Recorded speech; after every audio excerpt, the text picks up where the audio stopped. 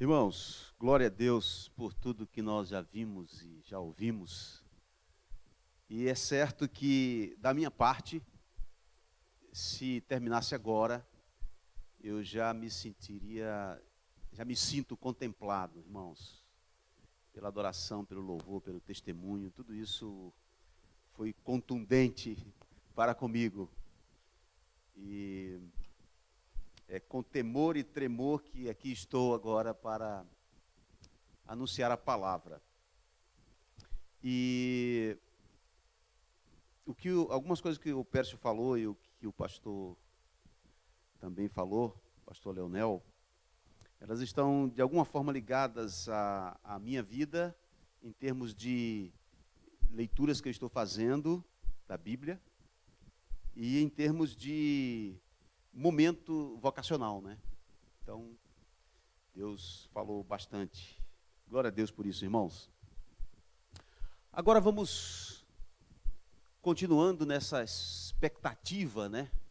Daquilo que Deus já fez e daquilo que Ele vai fazer ainda, porque Jeremias 33:3 diz: clama a mim e eu te responderei e anunciar-te-ei coisas grandes e ocultas que não conheces. Significa que Deus tem muitas coisas que Ele não nos anuncia, que Ele não nos revela e não nos mostra, irmãos, porque nós não temos estrutura espiritual, tutano espiritual para aguentar. Paulo, certa vez, falando aos Coríntios, ao povo de Corinto, ele diz assim: não vos pude falar como a espirituais, porque eles não estavam na dimensão de captar o que Paulo tinha para dizer para eles. E Deus, irmãos, está extremamente desejoso de partilhar essas coisas que estão acima da nossa compreensão, de partilhar conosco. Por isso ele chama em Jeremias: clama a mim e te responderei, anunciar-te-ei coisas grandes e ocultas que não sabes. O Pércio citou aqui 29:13 também de Jeremias: buscar-me-eis e me achareis quando me buscardes de todo o vosso coração, com inteireza, com integridade. E nós estamos aqui agora para conversar um pouco sobre isso, exatamente sobre isso, irmãos. Não acreditamos em coincidências, né? Mas de fato, nas conexões que o Senhor vai fazendo a partir daquilo que Ele percebe como necessidade do seu povo, em dar a resposta que Ele espera de nós. E Ele vai nos suprindo, falando com um e com o outro aqui e ali, e num determinado momento Ele faz as conexões disso para que isso atinja o nosso coração. Eu quero começar pensando no seguinte: o texto que eu vou tomar como partida é um texto que está em Efésios, capítulo 1, versículos de 15 a 19. E daí vamos passear um pouco por outras escrituras. E o tema que eu dei para essas reflexões é conhecer a Deus, a busca fundamental. E eu começo com um questionamento que Jesus fez aos discípulos de João, lembram? No capítulo 1 de João, versículos 37 a 39, há um episódio interessante. Os discípulos de João seguem a Jesus. E aí Jesus vai andando e eles começam a seguir. Jesus olha para eles assim: o que é que vocês procuram? E aí eles dizem: nós queremos saber onde é que tu moras. E aí Jesus diz assim: então venham ver. Mas eu quero me ater somente a essa pergunta que Jesus faz aos discípulos de João, que estão agora virando discípulos de Jesus, que é: que buscais? O que é que vocês procuram? Qual é a sua busca fundamental? E é essa pergunta que vai nortear o início da nossa reflexão, irmãos. Vamos ler então Efésios capítulo 1, versículos de 15 até o 19. Está escrito assim: por essa razão, desde que ouvi falar da fé que vocês têm no Senhor Jesus e do amor que demonstram para com todos os santos, não deixo de dar graças por vocês, mencionando-os em minhas orações. Peço que o Deus de nosso Senhor Jesus Cristo, o glorioso Pai, lhes dê espírito de sabedoria e de revelação no pleno conhecimento dele. Oro também para que os olhos do coração de vocês sejam iluminados, a fim de que vocês conheçam a esperança para a qual ele os chamou, as riquezas da gloriosa riqueza dele, da gloriosa herança dele nos santos, e a incomparável grandeza do seu poder para conosco, os que cremos, conforme a atuação da sua poderosa força. Irmãos, eu estou lendo um livro que eu tomei emprestado do pastor Leonel, e aí um parêntese. Esse livro fala sobre oração. E boa parte do que eu vou falar aqui tem a ver com as minhas impressões provocadas pela leitura desse livro. E esse livro, o autor desse livro faz uma análise desse texto aqui e de outros em cartas de Paulo, em que sempre que Paulo está orando por aqueles seus destinatários, Paulo nunca ora para que Deus mude as circunstâncias deles. Sempre Paulo ora para que eles cresçam em conhecimento de Deus. E é curioso isso, né, que Paulo faça isso. Não é proibido pedir coisas diante, o próprio Paulo recomenda que se ore pela nação, pelo país, etc. Mas neste caso especial, quando ele se destina a alguém, quando ele escreve a alguém, sempre ele ora, não pelas circunstâncias, e aquelas pessoas certamente, muitas delas estavam passando por dificuldades, enfrentamentos, por conta da sua fé, da sua decisão em Cristo. Mas Paulo não ora assim: ó Senhor, salva eles da perseguição, ó Deus, livra eles. Não, Paulo sempre ora pedindo que Deus lhes dê espírito de sabedoria, de revelação no pleno conhecimento de Deus, ou para que conheçam a vontade de Deus, ou para que continuem arraigados em amor, sempre assim as orações de Paulo. E é a partir desse princípio que eu quero conversar um pouco com vocês. E comparando um pouco as nossas orações ordinariamente, como a gente ora, como a gente dirige as nossas orações a Deus. Geralmente nós vemos Deus de maneira comum, como um meio através do qual nós podemos conseguir as coisas para a gente. A gente sempre vai muito mais a Deus pedindo coisas do que agradecendo. E nós entendemos que aquelas coisas que nós pedimos vão nos fazer felizes, vão trazer felicidade.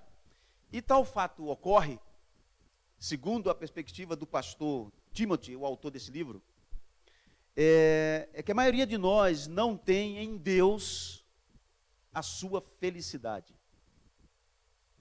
A maioria de nós, por isso, as nossas orações quase sempre buscam coisas que nos farão felizes. E aí, não é pecado pedir coisas. Eu estou falando em termos predominantes. Nossos esforços em oração, então, pedem sempre a transformação das circunstâncias. Que Deus mude isso, que Deus me dê um emprego, que Deus me faça passar no concurso, que Deus me faça, que Deus me cure, que Deus, enfim, sempre são voltadas para circunstâncias que estão fora de nós, muitas vezes. E isso, irmãos, em razão dessas nossas orações, muitas vezes nós continuamos aspirando sempre novas circunstâncias. Mas nós, sem querer, a gente se descuida de buscar aquilo que é o essencial, que é a transformação interior. Porque quando nós somos transformados interiormente, as coisas fora, elas se transformam. Seja porque nossa visão mudou, seja porque Deus nos dá algum meio da gente, de algum modo, atinar com as coisas que precisam ser mudadas. Porque boa parte das nossas circunstâncias são provocadas muitas vezes por coisas que estão em nossa alma. a maneira como a gente vê as coisas, a maneira como a gente assimila as coisas. E aí, a maneira como nós assimilamos as coisas, segundo Paulo, está relacionada ao quanto nós conhecemos de Deus. Por isso que Paulo ora para aqueles irmãos, para que aqueles irmãos cresçam em conhecimento de Deus. E nesse caso, conhecer a Deus é o fator que define a qualidade da nossa vida. O que define a qualidade da nossa vida não é o que está fora, é o que está dentro de nós. O elemento que afere a nossa espiritualidade é o quanto conhecemos de Deus. E neste sentido, irmãos, se você analisar bem, quando nós estamos, por experiência própria, numa situação espiritual, vamos dizer assim, elevada ou de maior intimidade com Deus, por vezes as circunstâncias se apequenam, por mais desastrosas que elas sejam. Porque nós temos aquilo que é maior e que é mais importante. Quanto menos íntimos de Deus nós estamos, maior nós percebemos os problemas. Porque a nossa visão agiganta problemas. Lembra daquele texto de Números 13, quando Moisés escolhe os 12 para irem analisar a terra e tal? Diz o texto que quando eles chegaram lá, 10 deles, todos eles constataram que a terra era boa. Mas somente 2 deles conseguiram ver e perceber que em Deus eles venceriam todas as adversidades, porque Deus lhes havia prometido. E os outros 10 só viram os gigantes, as montanhas, as armas, só viram o que era adverso. Por quê? Porque a confiança que eles tinham em Deus se apequenou. E por conta disso, o que estava fora se agigantou.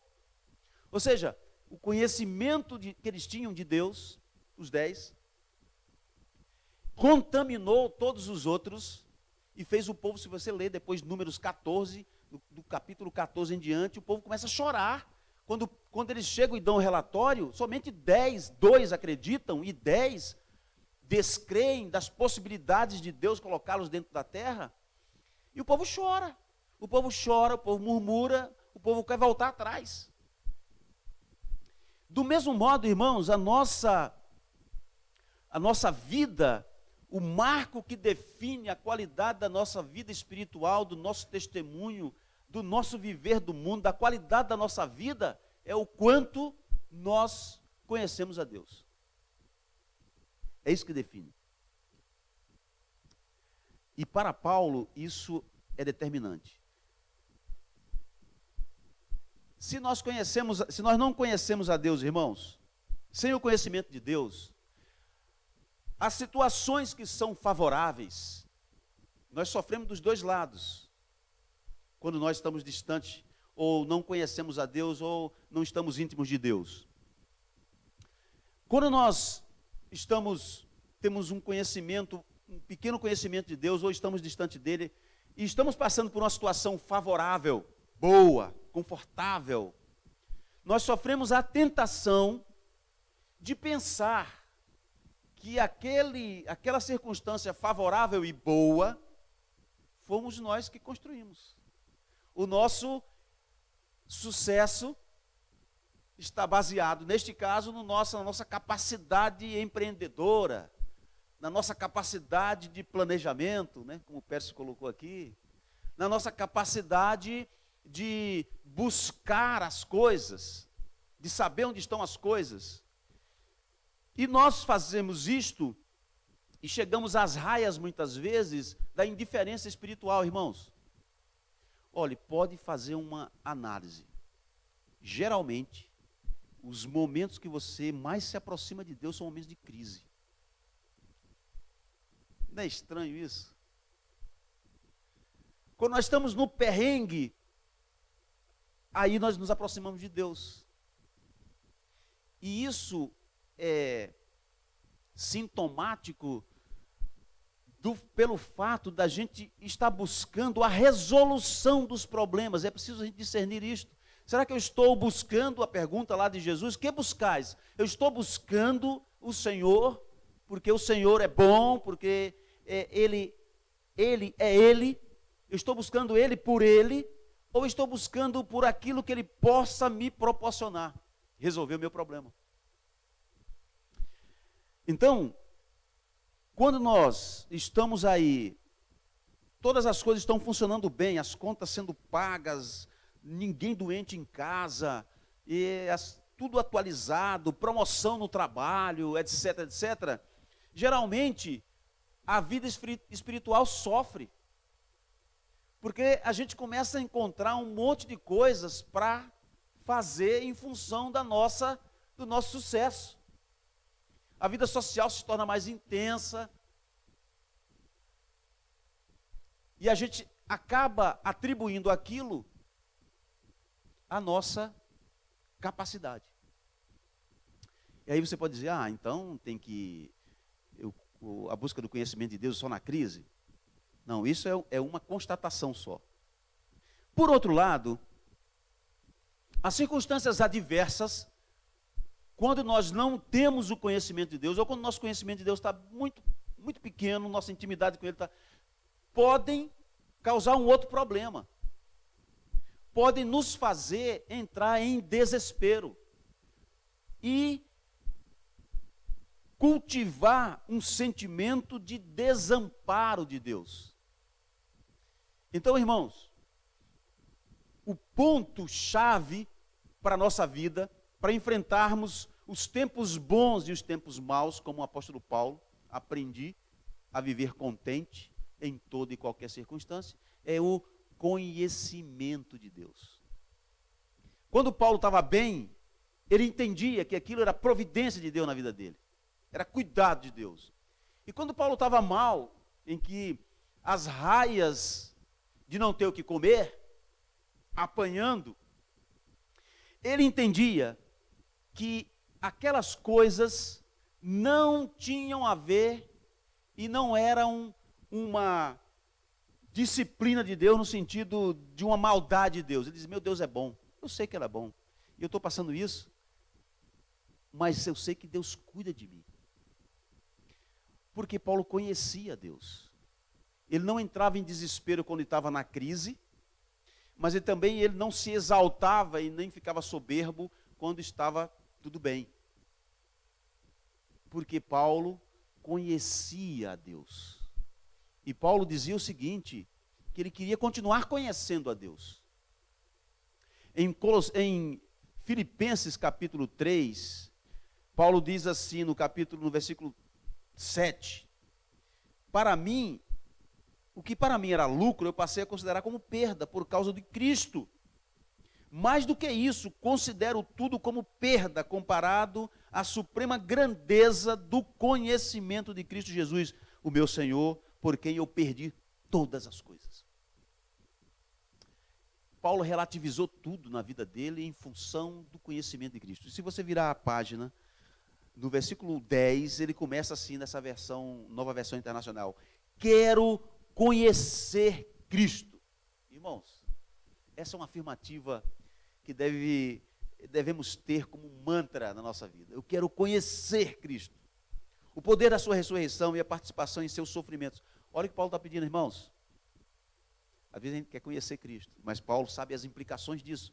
Ele diz, eu quero conhecer Cristo, o poder da sua ressurreição. Isso é ótimo. Mas tem algo mais, e a participação em seus sofrimentos, tornando-me como ele em sua morte, para que de alguma forma alcançar a ressurreição dentre os mortos. Então, o conhecimento de Deus é o fator que nos capacita a não nos tornarmos soberbos quando estamos vivendo bem e, ao mesmo tempo, não nos tornarmos em sujeitos maledicentes e amargurados quando estivermos atravessando crises. É como a gente vê a vida de Paulo, ela transcorre através de circunstâncias boas ou ruins, sempre em gratidão a Deus. Exemplo é aquela experiência dele em Atos 16, 25, né? Depois de perseguição, depois de ser arrastado pelas ruas, depois de ser surrado, e depois de estar no tronco. O tronco era um negócio de madeira que botava nos pés, e ele ficava lá, e acorrentado.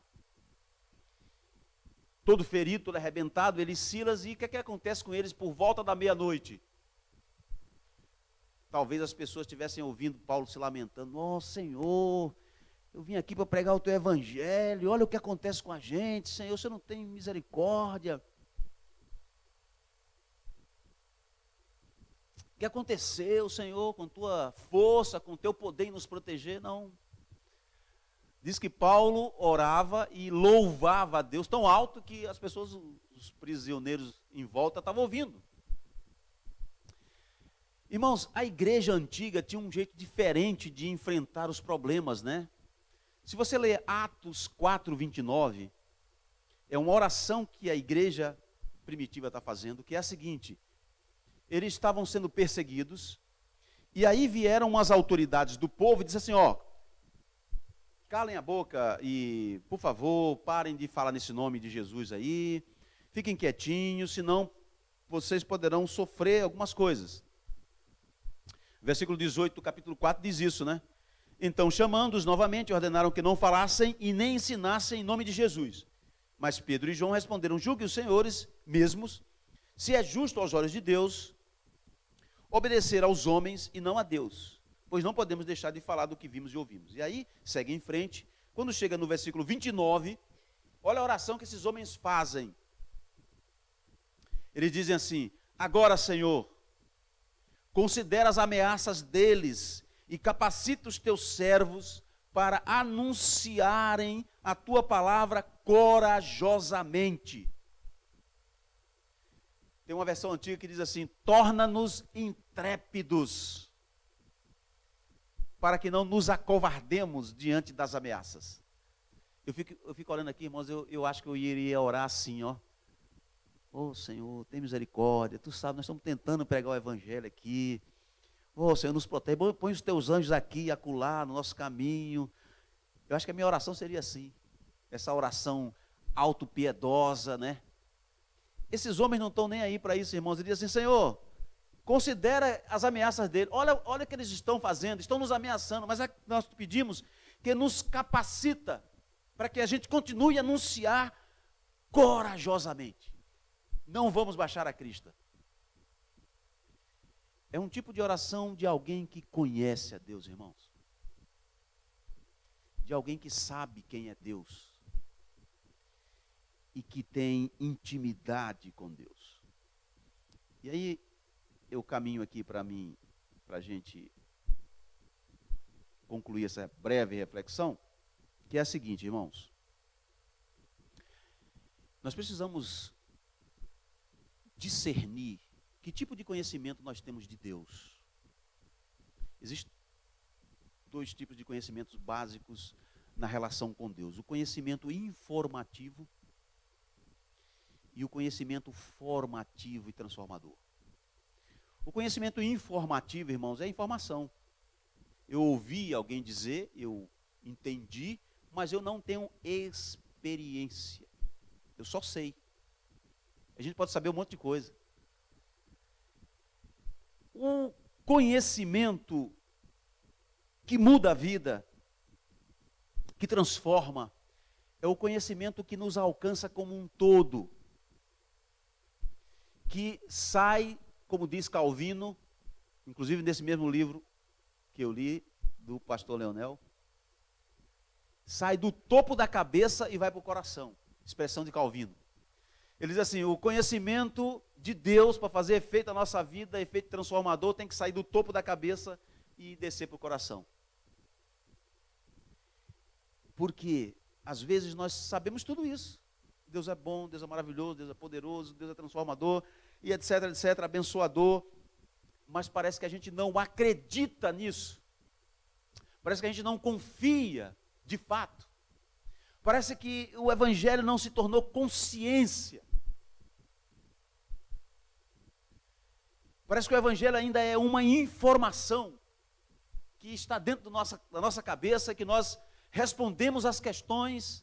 É uma teologia que não se transformou em ortopraxia, ou seja, prática correta. Não se tornou prática. Ela se torna discurso apenas.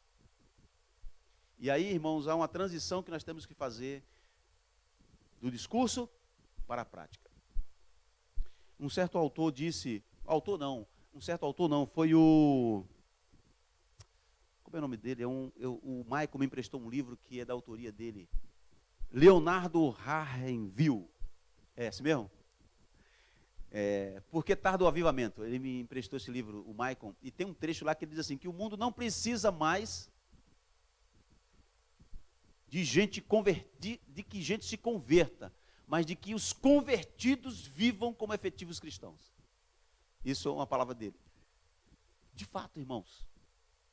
Portanto, é perfeitamente possível que a gente tenha um vasto conhecimento informativo sobre Deus e nenhum conhecimento de Deus.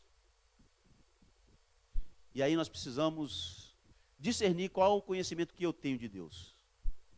Não é julgar um ou outro, né?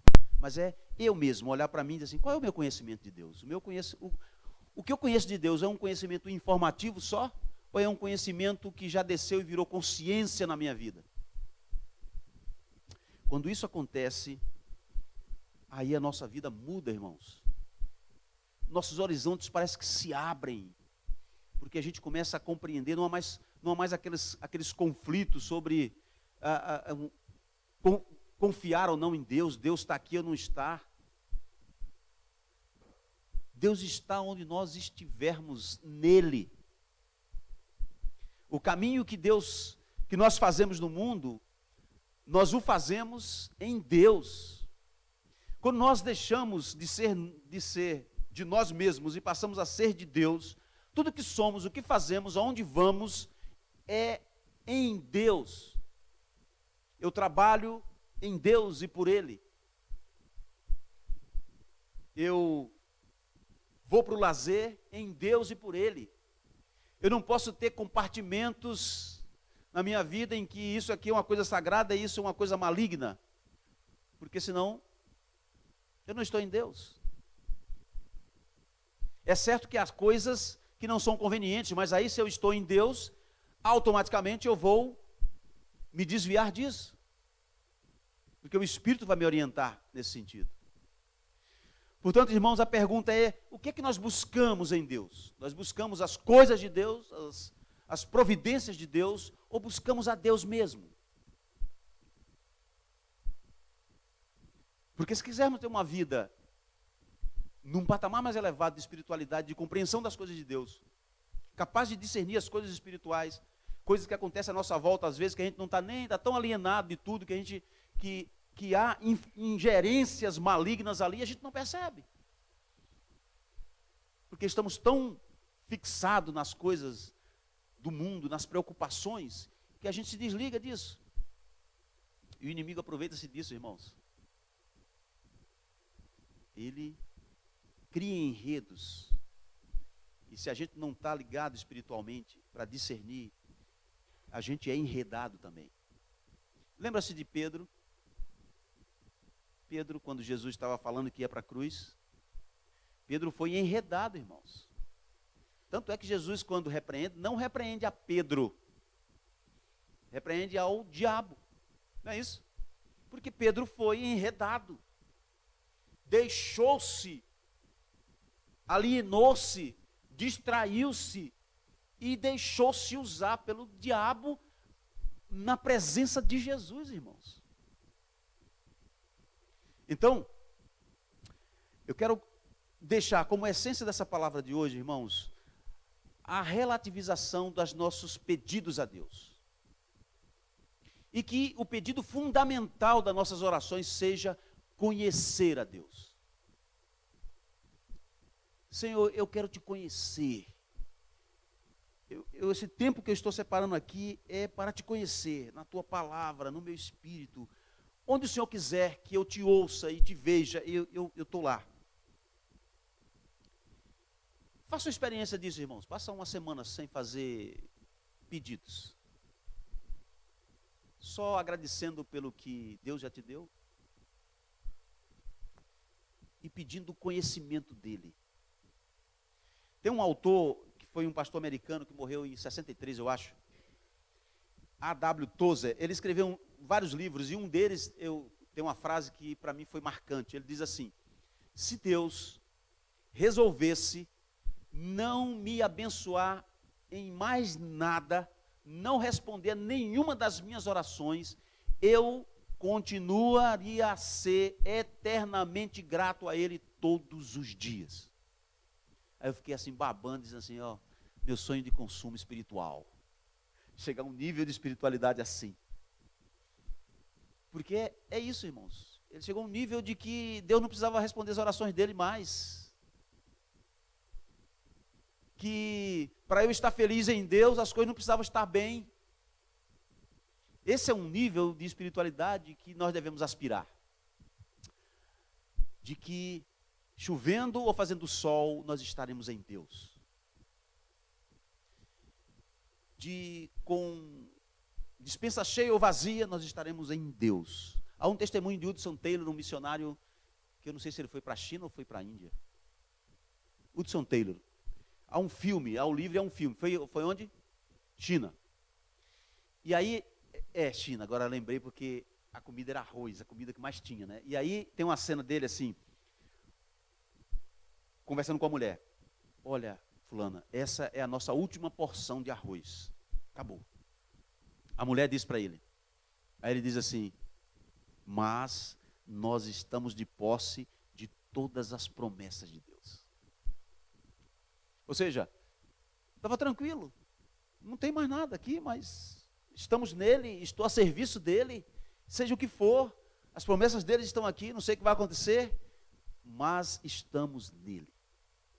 Então, que essa palavra e que esse motivo de oração do apóstolo Paulo, irmãos, torne-se o nosso motivo de oração. Quando a gente orar por alguém, a gente ora, Senhor, ilumina o entendimento dele para que ele entenda o evangelho.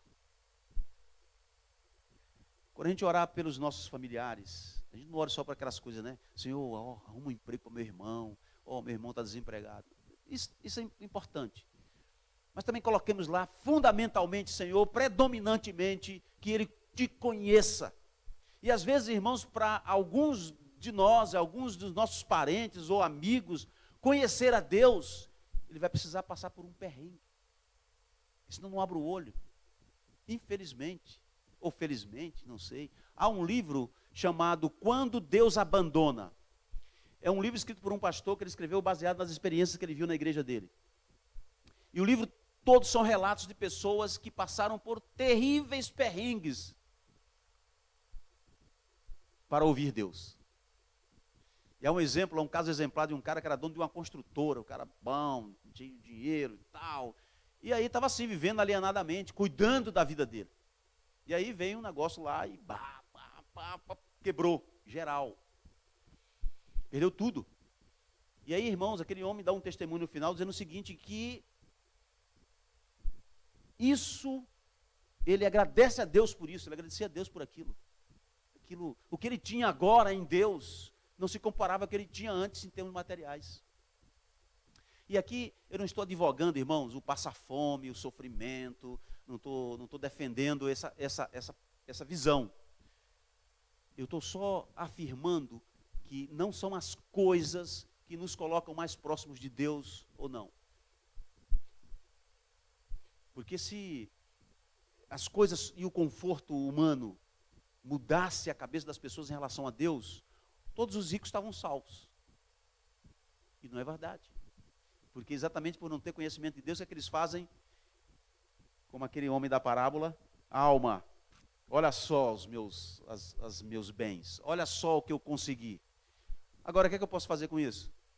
Vou derrubar os celeiros velhos, colocar outros maiores e vou construir. Eu fiz isso. O meu empreendedorismo fez isso. A minha visão de negócio fez isso. Porque não conhecia Deus. Então, que o conhecimento de Deus seja a nossa meta, irmãos.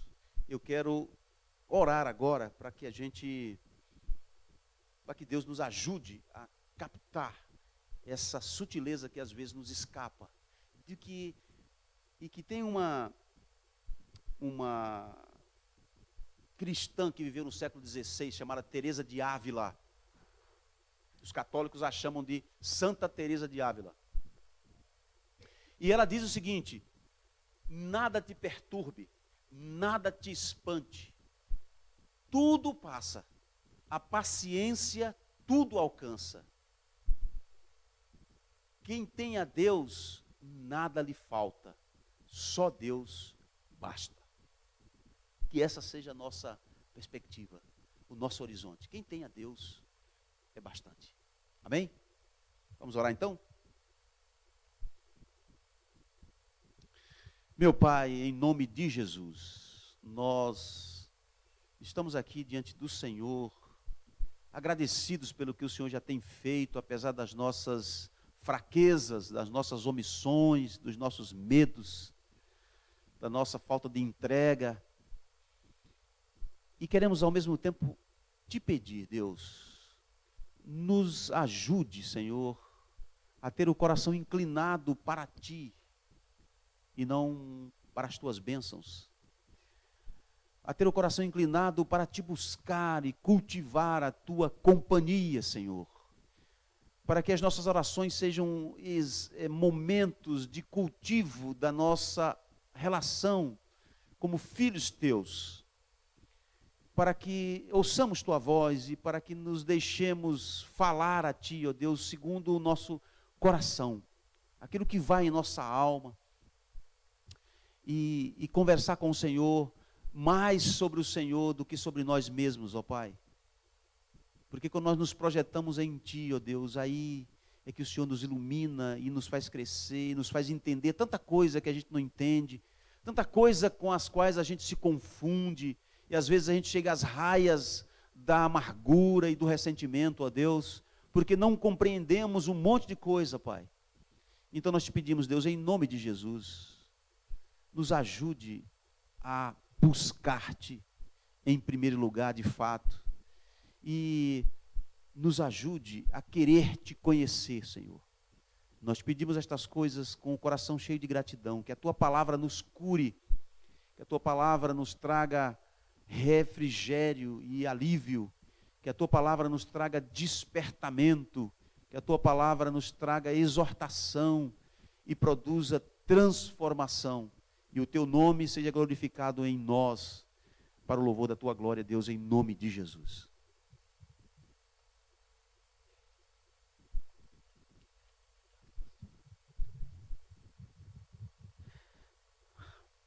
Esse livro que ele falou, que é do Timothy Keller, eu acho que não existe um livro com tanto conteúdo sobre oração e profundidade como o que já foi escrito. Para mim, esse foi um dos maiores livros sobre oração. Se você um dia quiser ler, é Oração, do Timothy Keller. Só procurar. É excelente. Oração. Hã? Não entendi. Não, o do oração, do que ele começou primeiro, sobre oração. Oração. Começa justamente oração. Eu tenho ali, se qualquer coisa eu te mostro, eu tenho ele ali na minha mochila que ele me devolveu hoje. Mas, gente, é o seguinte, sábado agora, tem 2 eventos importantes, né? O dos casais, que é o jantar de casais, né? Lindo, maravilhoso, gostoso, romântico, né? Você que é casado, é dia dos namorados, né? Bem aguardado, planejado, né? Então vai ser sábado agora. O jantar custa 75, né? R$75. Excelente, um negócio assim maravilhoso. Então você que é casado, conversa com a Lúcia, né? Que está aí cuidando, com o Marcos, preparando todas as... Até hoje, né? Até agora. Se você mandar no WhatsApp, ainda escapa, né? Que é coisa online é mais apreciado, assim. A outra coisa é o seguinte, sábado é jovens e adolescentes, né? Os jovens vão participar da programação dos adolescentes, que será provavelmente aqui na igreja. Eu acho que é aqui, na verdade mandaram lá, eu não vi direito. Mas será aqui, tá? Então, você que é jovem, você que é adolescente ou que conhece, vem para cá. Eu acho que é aqui, tá, gente? Se não, você me pergunta, eu te respondo daqui a pouco. Mas está aqui no meu celular a informação. Vamos fazer, os jovens vão participar juntos aí, por causa da programação dos casais. Nossos jovens também têm bastante casais, e eu não sei se eu ainda vou. Eu tenho que ajeitar algumas coisas importantes lá. Porque, gente, eu vou sair de férias. Ai, que alegria. Vou ficar 20 dias sonhando, com as pernas para cima. Ai, aleluia. Nossa, ouvir um glória a Deus. Nossa. Gente, eu tô praticamente aí, sem contar a lua de mel, mas estou praticamente aí desde 2015 sem férias. Entende o que é isso, né? Então, não, ela falou, faz o que você quiser, eu só acompanho, que você que precisa. Né? Então, eu falei assim, mas é lógico, né? A lista dela assim, pega o Arthur. Pode deixar. Fica com o Arthur, tá ótimo, deixa que o resto eu me viro bem. Eu troco todo dia esse negócio. Mas, gente, tá bom, deixa eu correr aqui que a gente tem que ir embora. Eu preciso ir embora também para comprar algumas coisinhas e levar para casa, mas Deus abençoe você. Eu vou falar uma coisa muito séria e muito importante. Deus está falando com a gente. Deus está enchendo o nosso coração. Gente, cada quinta é uma melhor que a outra. Eu estou aqui fervendo por Deus. Estou mesmo. Estou aqui pulando. E quem está junto aí sabe o que Deus está fazendo. Estão acontecendo coisas milagrosas no nosso meio. Mas milagrosas mesmo. E nós estamos felizes com isso. Deus está agindo, está fazendo. Tem testemunhos para contar. Tem coisas que Deus está mexendo. É porque Deus está curando a gente. Curando através da palavra bem pregada aqui, como fez o pastor Adenilson. E pela oração, também feita muito bem pelo pastor Zezé. Gente, domingo, consagração, lá vai ser a ordenação do pastor Zezé. Vai ser ordenado pastor. Aleluia. Não, isso aqui já não é dessa igreja mais. Mas é isso aí, vem e a gente vai abençoar o Zezé, orar por ele. Então vem domingo às 7 da noite, nós vamos agradecer a Deus, porque Deus está preparando terreno, preparando pastores, para aquilo que ele vai fazer, porque Deus vai vir com poder e graça, avivamento, e está preparando. Daqui a pouco vem o Lucão, aí depois vem o Pércio ou o Vitão, nós não sabemos, né? E daqui a pouco tem os apóstolos aí, né? Opa, calma aí, vamos estudar um pouquinho mais sobre a Bíblia. Mas é isso, tá, gente? Eu estou empolgado demais, eu estou feliz. Então vamos fazer o seguinte, vamos orar mais uma vez. Eu quero abençoar a sua vida em oração. E eu quero que você saia daqui buscando mais a Deus. Em nome de Jesus. Com sede, conhecer Jesus. Vamos conhecer. Porque Deus vai se manifestar cada vez mais. Pai querido, obrigado pela tua graça e misericórdia. Obrigado pelo teu amor. Louvado seja o teu nome. Como diz a tua palavra, vocês que são ruins, mas sabem das coisas boas aos seus filhos, quanto mais o Pai que está nos céus não vos dará o Espírito Santo a quem pedir. Deus, nós pedimos o Espírito Santo para as nossas vidas, porque nós precisamos de mais do Senhor, nós queremos mais de Ti, queremos conhecer a Jesus Cristo. Pai, queremos que lá no fundo os nossos olhos possam ser iluminados, como foi falado, e a gente aprenda mais de Ti, encha mais o coração de Ti, e possamos viver milagres no Senhor, restauração de vida, curas pessoais, cura familiares. Senhor Jesus, nós queremos mais. Espírito Santo de Deus, vem sobre nós. Nós clamamos e leva a gente em segurança, protege a gente mesmo, como oraram várias vezes, Pai, como o Neemias orou, falando, leva a gente em segurança. Esdras orou, leva a gente em segurança, e o Senhor levou em segurança. Nós assim oramos, em nome de Jesus. Amém. Deus te abençoe. Até sábado ou domingo, tá? Sucesso.